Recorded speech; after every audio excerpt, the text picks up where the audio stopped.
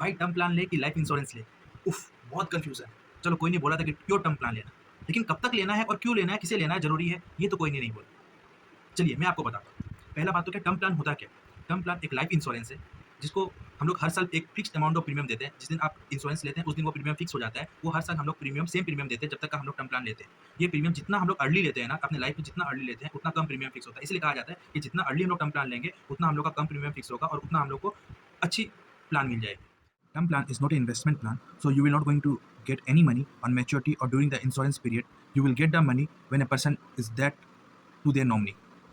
तो किसे लेना चाहिए और कब तक का लेना चाहिए? सेकंड क्वेश्चन आता है, किसे लेना चाहिए? आज क्या मुकेश अंबानी जी को लेना चाहिए या फिर आनंद महिंद्रा जी को लेना चाहिए क्या टर्म प्लान? मेरा आंसर है नो।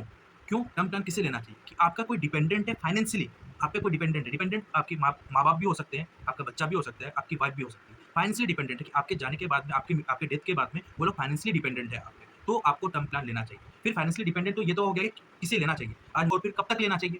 कब तक लेना चाहिए? तो इसमें क्वेश्चन आता है कि आप कब तक अपने फैमिली को, आपके डिपेंडेंट को आप फाइनेंशियली स्टेबल दे देते हैं कि आप मान लीजिए कि आज आज आप 25 साल की उम्र में हैं, लेकिन 40 साल जाते-जाते आपके पास इतना कॉर्पस जमा हो गया है कि आप अब आपके डिपेंडेंट को फाइनेंशियली कोई प्रॉब्लम नहीं होगी आपके जाने के बाद में। तो उस दिन आपको अपना टर्म प्लान बंद कर देना चाहिए। उसके बाद आपको एक भी इंस्टॉलमेंट प्रीमियम का नहीं पे करना चाहिए। लेकिन जब तक आप फाइनेंशियली अपने डिपेंडेंट का फाइनेंशियली आप उसको स्टेबल नहीं कर देते हैं, तब तक आपको अपना टर्म प्लान कंटिन्यू रखना चाहिए।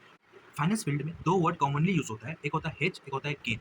हेज में हम लोग कभी भी प्रॉफ़िट कमाने का मन नहीं होता है, हम लोग उस टाइम में ना रिस्क को रिड्यूस करना चाहते हैं, रिस्क फ्री होना चाहते हैं। और सेकंड होता है कि उससे कुछ सेकंड होता है गेन करना, कोई भी चीज़ हम लोग इन्वेस्ट कर रहे हैं, कुछ भी कर रहे हैं, गेन करना। तो term plan is the pure hedge करने का तरीका। हम अपने लाइफ़ को, अपने फैमिली को हेज कर रहे हैं, प्रोटेक्ट कर रहे हैं फ्रॉम रिस्क।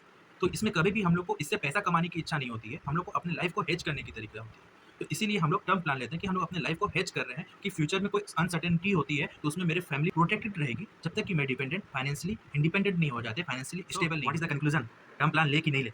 टर्म प्लान जरूर लीजिए, लेकिन कुछ पॉइंट को ध्यान रखना है। अगर आप फाइनेंशियली स्टेबल है, आपका आपके नहीं रहने पर फैमिली स्टेबल है, आपको कोई फैमिली डिपेंडेंट को कोई प्रॉब्लम नहीं होगी, तो टर्म प्लान लेने का मतलब नहीं बनता है। एंड अगर आप टर्म प्लान ले रहे हैं, कोई आप पे डिपेंडेंट है फाइनेंशियली, तो आपको ये चीज़ ध्यान रखना है कि ड्यूरेशन कब तक का लेना है। अगर जिस दिन आपको लगे कि मेरे पास इतना कॉर्पस जमा हो गया कि अब मेरे को रिक्वायर्ड नहीं है, तो फिर उस दिन अपने टर्म प्लान को स्टॉप कर दीजिए, ज़्यादा बेटर है।